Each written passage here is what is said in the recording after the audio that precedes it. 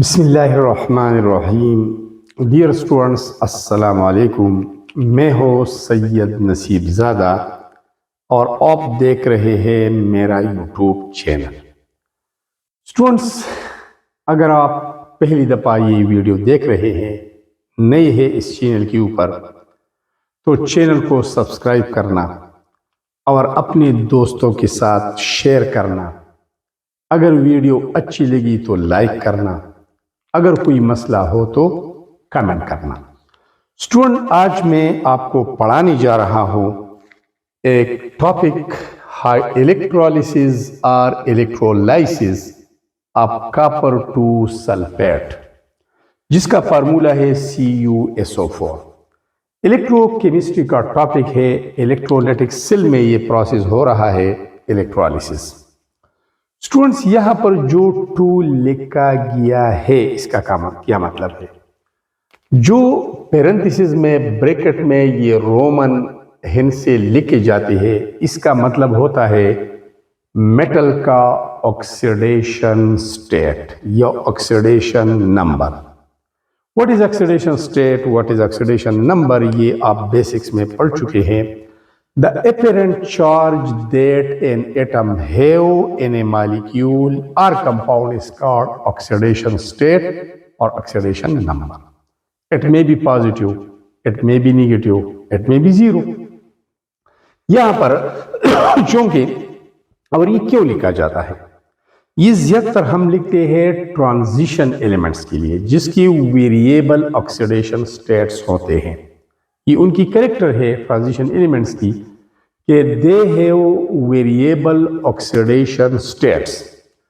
Copper का oxidation state, इसके oxidation states दो है, एक +1 और दूसरा +2। कॉपर की ऐसी कंपाउंड्स भी है जिसमें ये +1 ऑक्सीडेशन स्टेट में पाया जाता है, और ऐसी कंपाउंड भी है जिसमें इसकी ऑक्सीडेशन स्टेट +2 होती है।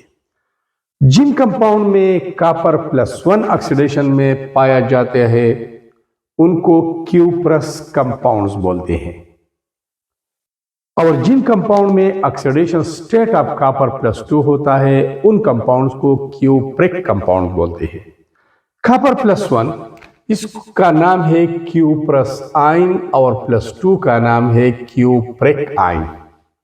ठीक है स्टूडेंट, यहां पर अगर हम कैलकुलेट करना चाहें कि यहाँ पर ये 2 जो लिखा गया है, क्या वाकई कॉपर का ऑक्सीडेशन स्टेट +2 है? हाँ। सल्फेट का ऑक्सीडेशन स्टेट है एज अ होल इस ग्रुप का -2। Net charge on the total compound is equal to 0, this is rule. तो इसको बैलेंस करने के लिए मैंने यहां लिखा +2। तो इस कंपाउंड में कॉपर का ऑक्सीडेशन स्टेट +2 है, जिसकी वजह से पेरेंथिसिस में 2 लिखा गया है रोमन में। स्टूडेंट्स, ये मैंने डिजाइन किया है, बनाया है एक इलेक्ट्रोलाइटिक सेल को, और आपको पता है कि इलेक्ट्रोलाइटिक सेल वो डिवाइसेस होते हैं जिसमें इलेक्ट्रिकल एनर्जी कन्वर्ट होती है केमिकल एनर्जी में। इलेक्ट्रिकल एनर्जी के जरिए केमिकल रिएक्शन, बल्कि रिडॉक्स रिएक्शन अकर होता है on the surfaces of electrodes.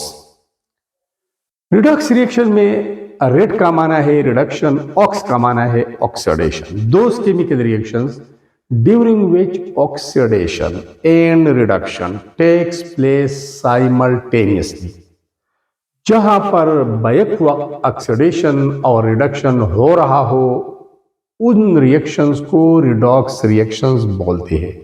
उनको ऑक्सीडेशन रिडक्शन रिएक्शंस भी बोलते हैं।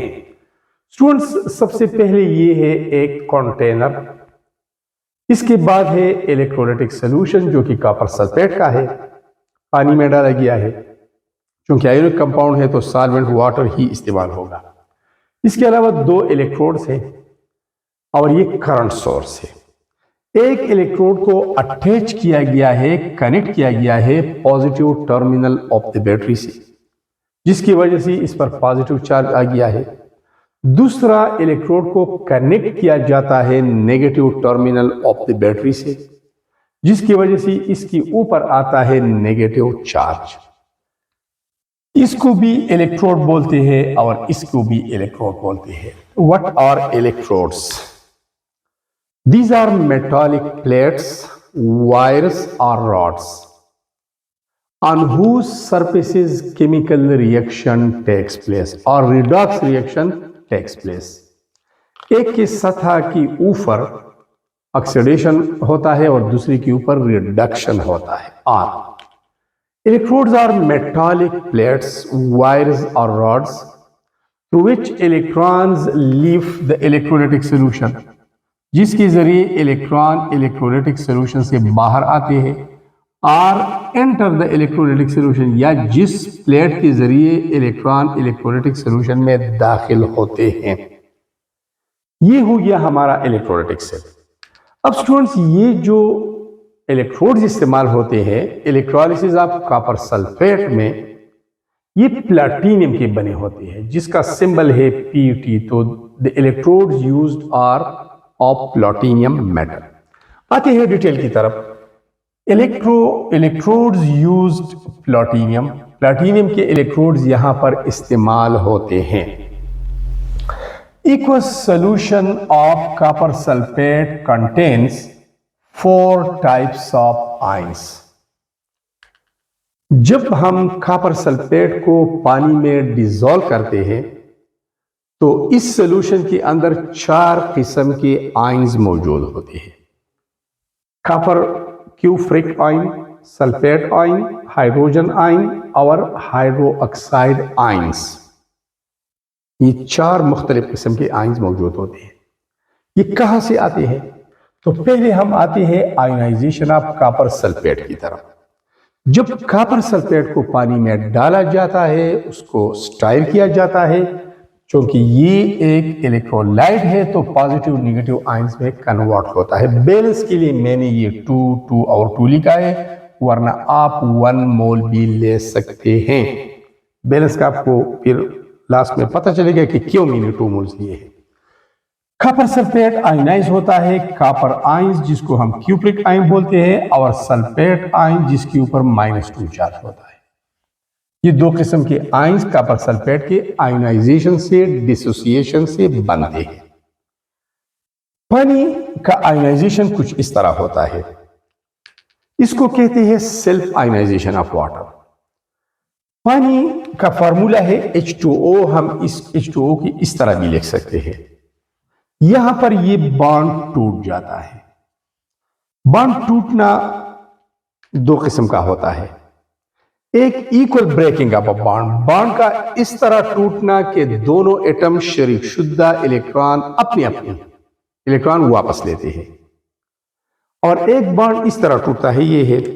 अगर ये एक बॉन्ड है और ये यहां पर टूटे तो ये इलेक्ट्रॉन एक एटम की तरफ जाएगा और ये दूसरे एटम की तरफ, क्योंकि सिंगल कोवेलेंट बॉन्ड 2 इलेक्ट्रॉन की शेयरिंग का बना होता है।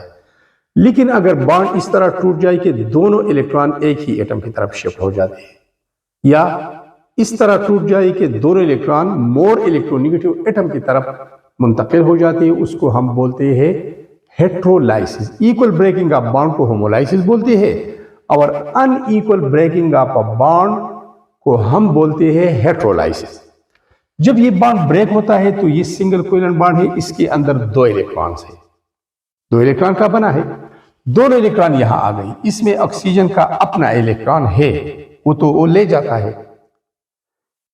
लेकिन हाइड्रोजन का इलेक्ट्रॉन भी इसकी तरफ आता है, तो ये गेन ऑफ इलेक्ट्रॉन की वजह से इसके ऊपर आता है नेगेटिव चार्ज ऑक्सीजन के ऊपर और ये हाइड्रोक्साइड आयन बनता है।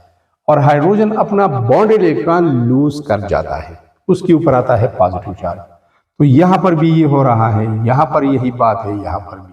बैलेंस के लिए मैंने 4 लिए है, तो 4 हाइड्रोक्साइड आयन ये देते हैं और 4 मोल्स ऑफ ये हाइड्रोजन आयंस देते हैं। ये पानी का आयनाइजेशन है। अब आती है जब इस सॉल्यूशन से, तो एक किस्म का आयन ये क्यूप्रिक आयन, एक ये है, एक वाला ये है, 2 ये 3 हाइड्रोजन आयन और हाइड्रोक्साइड आयन 4, तो ये 4 किस्म के आयन होते हैं। अब जब इस इलेक्ट्रोलाइटिक सॉल्यूशन से करंट गुजारा जाता है तो लाजमी बात है कि opposite ions will move towards their oppositely charge electrodes. मतलब ये इस इलेक्ट्रोड के ऊपर नेगेटिव चार्ज है तो यहाँ पर पॉजिटिव चार्ज मूव होना शुरू हो जाएगी। हाइड्रोजन आयन भी यहाँ आते हैं और क्यूप्रिक आयन भी यहाँ आ जाते हैं। इस तरह हाइड्रोक्साइड आयन और सल्फेट आयन यहाँ पर पॉजिटिव प्लेट की तरफ आ जाते हैं। When electric current is passed through an electrolytic solution, cations, positively charged ions are called cations. Cations will move towards cathode, and anions, negatively charged ions, will move towards anode. अब anode और cathode के surface के ऊपर reaction होगा, redox reaction होगा, loss of electron होगा, gain of electron होगा।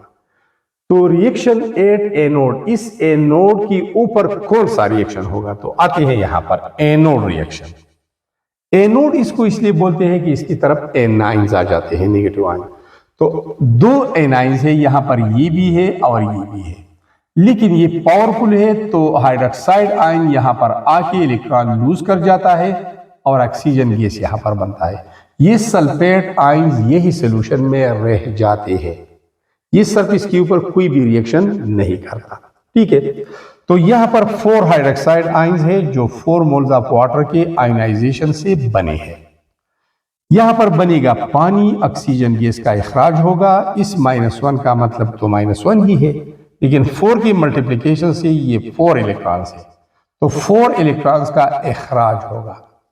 यहां पर क्या हो रहा है? Loss of electron, LU, loss of electron, and it is called oxidation. LU, loss of electron हो रहा है और लॉस ऑफ इलेक्ट्रॉन को बोलते हैं oxidation. Loss of electron is called oxidation and oxidation takes place at anode. This is an MCQs। अब जो electron anode के सरफेस के ऊपर रिलीज होते हैं वो यहां से एनोडिक एरिया से कैथोडिक एरिया की तरफ जाते हैं थ्रू द एक्सटर्नल सर्किट। जब यहां पर आते हैं तो यहां पर नेगेटिव चार्ज है इस प्लेट के ऊपर, तो यहां पर कैटायंस आ जाते हैं, ये भी और ये भी। लेकिन यहां पर cupric ion is more powerful than hydrogen ion, तो क्यूप्रिक आयन ये इलेक्ट्रॉन गेन करेगा और हाइड्रोजन आयन ए सच सोल्यूशन फॉर्म में रहेगा। तो इस कैथोड के सरफेस के ऊपर गेन ऑफ इलेक्ट्रॉन होगा, कैटायन यहां पर आ जाते हैं। तो कैथोड रिएक्शन की तरफ आते हैं, कैथोड की तरफ जा रहे हैं क्यूप्रिक आयंस, कॉपर +2। अब इलेक्ट्रॉन तो यहां पर 4 खारिज हुए हैं, तो कॉपर आयन तो सिर्फ 2 इलेक्ट्रॉन गेन कर सकता है, तो इसलिए मैंने इसको 2 से मल्टीप्लाई किया, +2 मल्टीप्लाइड बाई 2 तो +4 चार्ज आ गया 2 कॉपर आयंस के ऊपर, +4 चार्ज। तो 4 इलेक्ट्रॉन ये गेन करते हैं, 2 इलेक्ट्रॉन एक कॉपर और 2 इलेक्ट्रॉन दूसरा कॉपर। तो ये कॉपर सॉलिड फॉर्म में मेटालिक स्टेट में तब्दील होता है और इसके सरफेस पर अटैच होना शुरू हो जाता है। ये कॉपर डिपॉजिटेड कॉपर है ये। और यहां पर क्या हो रहा है? Gain of electron. So gain of electron is called reduction. यहां पर रिडक्शन हो रहा है, और हमने पहले बोला कि those chemical reactions during which oxidation and reduction takes place at the same time are called redox reactions or reduction oxidation reactions or oxidation reduction reaction। इस रिएक्शन को हम देते हैं नाम एनोड हॉप रिएक्शन, इसको नाम देते हैं कैथोड हॉप रिएक्शन। ठीक है, इसको हम ऐसा भी बोलते हैं ऑक्सीडेशन हॉप रिएक्शन, और ये है रिडक्शन हॉप रिएक्शन। ये प्रोसेस चलता रहता है। जब कॉपर आयंस कंप्लीटली खत्म हो जाते हैं, इस तरह हाइड्रोक्साइड आयन भी खत्म हो जाते हैं, तो blue colour of the solution disappear. याद रखना कि जब कॉपर सल्फेट को हम पानी में डालते हैं, उसको डिसोसिएट करते हैं, उसका सॉल्यूशन बनाते हैं, तो इसका कलर ब्लू होता है। इस तरह ये जो ब्लू आपको दिख रहा है, ये इसका कलर ब्लू होता है। ठीक है स्टूडेंट, तो इसका कलर क्या है? ये ब्लू कलर है, ब्लू कलर। तो ये कॉपर +2 की वजह से है। जब कॉपर आयंस खत्म होते हैं तो ब्लू कलर खत्म हो जाता है।